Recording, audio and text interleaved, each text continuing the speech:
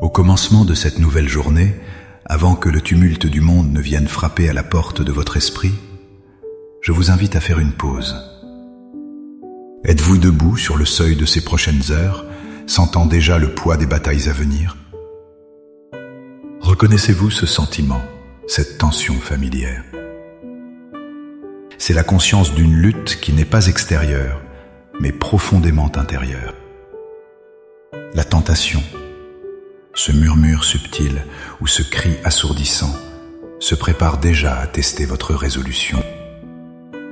Cette promesse que vous vous êtes faite hier soir dans un moment de clarté spirituelle semble si fragile face à la lumière crue du matin. Vous vous demandez peut-être, aurais-je la force de tenir aujourd'hui? Ou vais-je encore tomber dans les mêmes pièges, revivre les mêmes regrets ce soir? Sachez que vous n'êtes pas seul dans ce combat. C'est une expérience humaine et spirituelle universelle.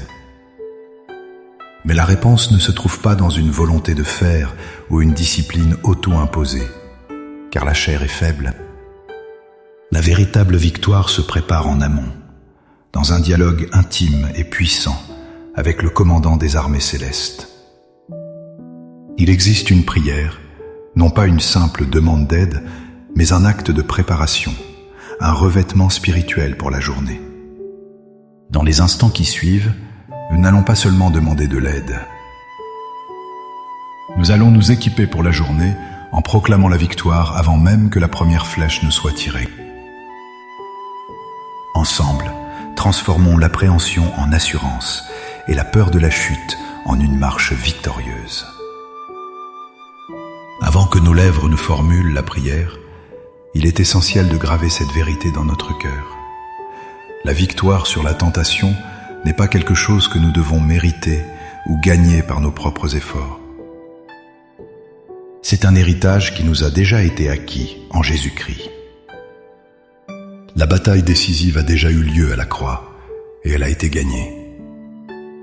Notre rôle aujourd'hui n'est pas de combattre pour la victoire, mais de combattre depuis la position de la victoire. La Bible nous donne une promesse inébranlable en 1 Corinthiens 10, verset 13. « Aucune tentation ne vous est survenue qui n'ait été humaine. Dieu est fidèle, et il ne permettra pas que vous soyez tentés au-delà de vos forces. Mais avec la tentation, il préparera aussi le moyen d'en sortir, afin que vous puissiez la supporter. » Méditons sur cette assurance. Premièrement, votre lutte n'est pas étrange ou honteuse, elle est humaine, commune à tous. Deuxièmement, Dieu est fidèle. Il connaît vos limites mieux que vous-même et il ne laissera jamais l'ennemi vous pousser au-delà de ce que sa grâce peut couvrir.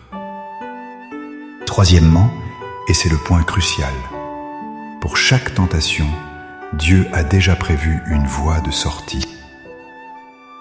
Notre prière n'est donc pas une supplication désespérée pour qu'il crée une issue de secours, mais une demande pour qu'il ouvre nos yeux spirituels afin que nous puissions voir celle qu'il a déjà préparée.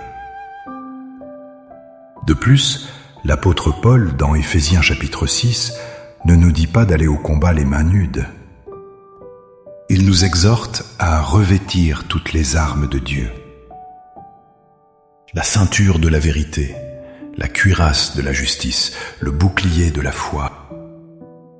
Ce ne sont pas des métaphores poétiques, mais des instruments spirituels réels et puissants que Dieu met à notre disposition. Notre prière matinale est l'acte par lequel nous enfilons consciemment cette armure divine.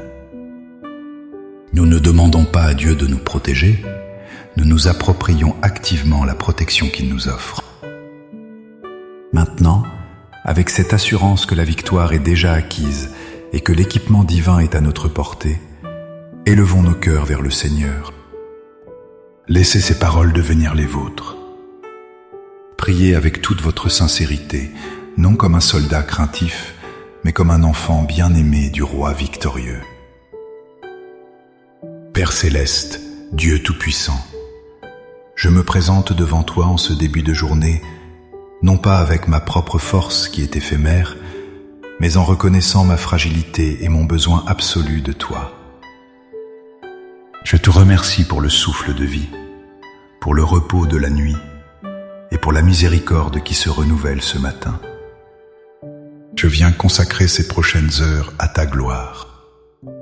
Seigneur, je dépose à tes pieds l'orgueil qui me fait croire que je peux affronter cette journée seul.